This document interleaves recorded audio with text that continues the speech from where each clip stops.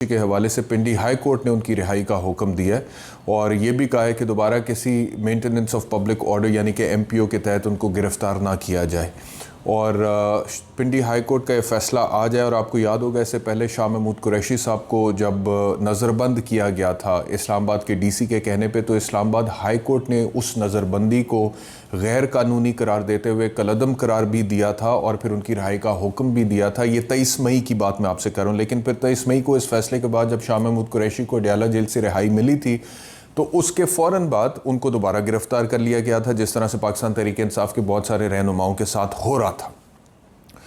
बहुत सारों ने गिरफ़्तारी दूसरी दफ़ा दी, तीसरी दफ़ा दी, चौथी दफ़ा दी, लेकिन उसके बाद फिर पाँचवीं दफ़ा मिसाल के तौर पे चौथी या पाँचवीं दफ़ा वो शीरी मज़ारी साहिबा ने फिर प्रेस कॉन्फ्रेंस कर दी।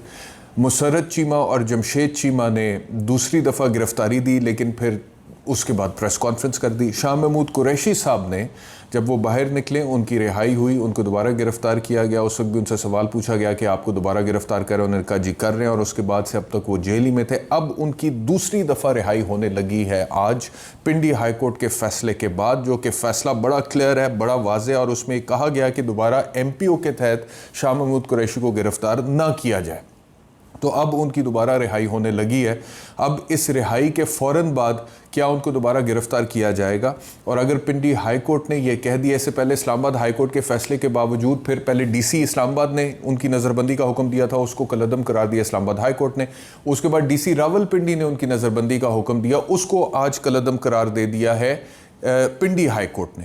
तो अब इस फैसले पर अमल दरामद के बाद अब जब दोबारा उनकी रिहाई होगी तो क्या उनको दोबारा अरेस्ट किया जाएगा, गिरफ़्तार किया जाएगा, ये थोड़ी देर में हमें पता लग जाएगा। और अगर दोबारा अरेस्ट किया जाता है तो क्या शाह महमूद कुरैशी साहब दोबारा प्रेस कॉन्फ्रेंस करेंगे बाकी रहनुमाओं की तरह?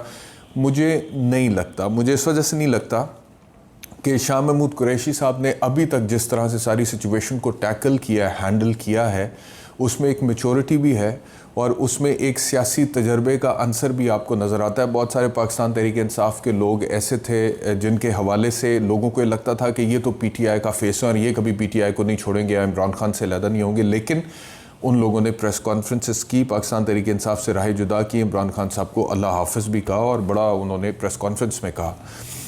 मिसाल के तौर पे इमरान इस्माइल ने, वो मुझे याद पड़ता है, इमरान इस्माइल एक दफ़ा मेरे पास आए शो में, तो मैं उनका इंटरव्यू करने से पहले मैंने उनसे पूछा कि आपने पीटीआई कब ज्वाइन की थी? तो उन्होंने कहा I was born in PTI, यानी कि मैं पैदा ही पीटीआई में हुआ था।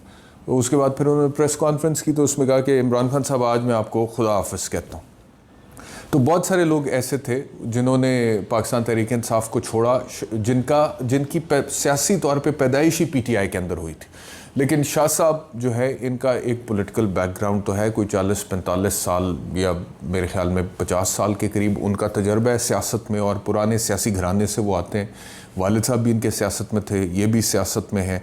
तो शाह साहब ने बहुत सारी ऊंच नीच देखी भी हुई है और उसको मद्देनज़र रखते हुए उन्होंने सारी जो सिचुएशन है उसको मेरे ख्याल में असेस भी किया और असेस करने के बाद उसके मुताबिक साबित कदम भी रहे और अभी तक हैं। और वो कह चुके हैं कि मेरी पार्टी थी, है और रहेगी। तो जो उनका अभी तक का कॉन्डक्ट है उससे मुझे नहीं लगता कि वो, अगर मिसाल के तौर पे उनको दोबारा गिरफ़्तार भी किया जाता है, जो कि नहीं होना चाहिए और जो कि अगर होगा तो वो पॉलिटिकल विक्टिमाइजेशन के मुतरादिफ है और दबाव डालने के मुतरादिफ है और मेरे हिसाब से तो प्री पोल रिगिंग के तौर पे भी क्वालिफाई करता है कि इलेक्शंस में अभी चंद महीने पड़े हैं। अगर election commission of Pakistan election करा दे, उनकी मेहरबानी है, तो एक सियासी जमात से ताल्लुक़ रखने वाले जो सियासतदान हैं, अगर वो सियासी जमात को छोड़ने का ऐलान नहीं करते, उनको दोबारा अरेस्ट कर लिया जाता है, तो उस सियासी जमात को तोड़ने की कोशिश तो हो रही है ना, और हुई है। तो ये तो प्री पोल रिगिंग में, इससे तो मतलब कि इलेक्शन के नताइज पे असर पड़ेगा, तो ये प्री पोल रिगिंग के तौर पे क्वालिफाई होता है। लेकिन इलेक्शन कमीशन ऑफ पाकिस्तान इस पर खामोश है, वो चुप है, उन्हें कोई फ़र्क नहीं पड़ता।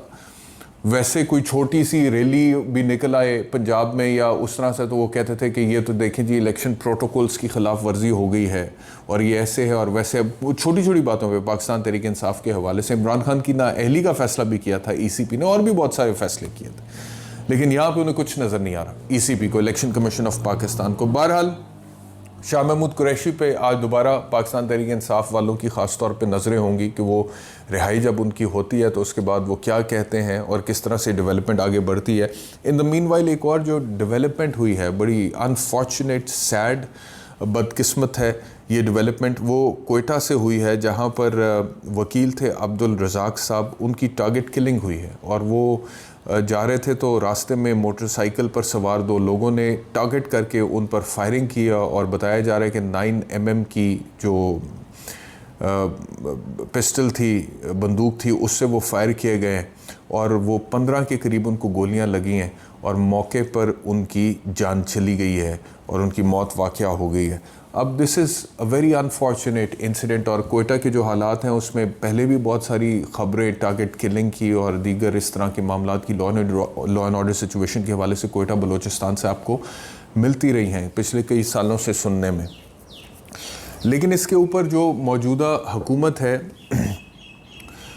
वो इस पर भी सियासत करने से बाज नहीं आ रही है। और अता ताड़र जो कि special assistant to prime minister हैं, उन्होंने कहा कि ये जो वकील हैं इन्होंने आर्टिकल 6 के हवाले से इमरान खान के ख़िलाफ़ बलूचिस्तान हाई कोर्ट में एक दरख्वास्त दी हुई थी जिस पर समाअत एक आध दिन में होनी थी और अगले 2-3 हेयरिंग्स में उसका फ़ैसला हो जाना था। तो उन्होंने कहा कि उससे पहले, समाअत से पहले और उस केस का फ़ैसला होने से पहले इनको टारगेट करके इमरान खान ने कत्ल करवा दिया। मतलब कि he was so blatant in this, और इतना क्लियरली और इतना कैटेगोरिकली दूसरी कोई बात ही उन्होंने नहीं की है। उन्होंने कहा कि ये इमरान खान ने करवाया और उसके ऊपर उन्होंने कई फ़ैसले भी सुना दिए, ख़ुद पुलिस बन के, तफ्तीशी बन के, अदालत बन के, और फिर बहुत सारी बातें भी उन्होंने कह दी कि जैसे मतलब कि किसी तफ्तीश की, किसी तहकीक की, किसी ट्रायल की और किसी कानून की और किसी आइन की ज़रूरत ही नहीं है सवाए अता ताड़र के, जो कि वहाँ पे बैठ के वो कह रहे थे। मिसाल के तौर पे उन्होंने कहा कि करप्शन से रंगे हुए हाथ अब खून से भी रंगे जा चुके हैं। ये फ़ैसला उन्होंने सुना दिया है अपने तौर पे। ये पहले इस तरह से नहीं होता था पाकिस्तान की सियासत में। सियासत जो थी वो सियासी मुखालफत की हद तक होती थी और उसमें आप एक दूसरे के नज़रिए पे और एक दूसरे की शख्सियत के हवाले से भी अगर आपको कोई इख्तलाफ है, लेकिन ये तो डायरेक्टली यहाँ पर एक अनफॉर्चुनेट इंसिडेंट हुआ है। अभी पुलिस ने उसकी FIR दर्ज करनी है या कर ली है और उसके अंदर आप जो है तहकीक से पहले, तफ्तीश से पहले, आप हैं कौन भाई? आप यहाँ पे मिसाल के तौर पे लाहौर में या इस्लामाबाद में बैठ के प्रेस कॉन्फ्रेंस कर रहे हैं उस वाक़े के हवाले से जो क्रिमिनल इंसिडेंट कत्ल का कोयटा में हुआ है, और आपने फैसला भी सुना दिया, इन्वेस्टिगेट भी कर दिया और आप नामजद करवा रहे हैं खुद से।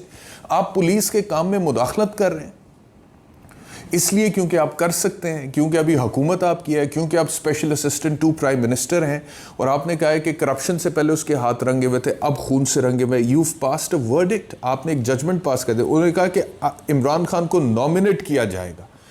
भाई ये काम तो वहाँ के तफ्तीशी अफसर का, वहाँ की पुलिस का है कि वो जो भी मौके की मुनासबत से वहाँ पे गवाह है, विटनेसेस हैं, उसको मतलब कि आप हर चीज़ में पॉलिटिकल पॉइंट स्कोरिंग चाहते हैं, हर चीज़ में आपको अपना, मतलब कि मैं सिर्फ ये सोच रहा था, it is not about Imran Khan कि इमरान खान के खिलाफ वो तो जिले शाह का भी मुकदमा एक 302 का इमरान खान पे पहले आपने डाला है।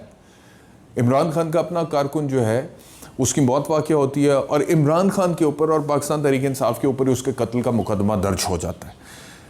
It is not about Imran Khan, it is about justice, it is about the law, it is about the constitution, it is about a fair investigation, it is about merits in a police investigation। मतलब कि आप अपने सियासी मकासद के हसूल की खातिर पूरा जो इंसाफ पर मबनी अदरवाइज एक निज़ाम होना चाहिए, आपने उसको लपेट दिया बिल्कुल, सिर्फ इसलिए कि आपके सियासी मकासद हल हो जाएं, सिर्फ इसलिए कि सियासी तौर पर आपको फ़ायदा हो जाएगा अगर इमरान खान के ऊपर 302 का एक और मुकदमा हो जाता है।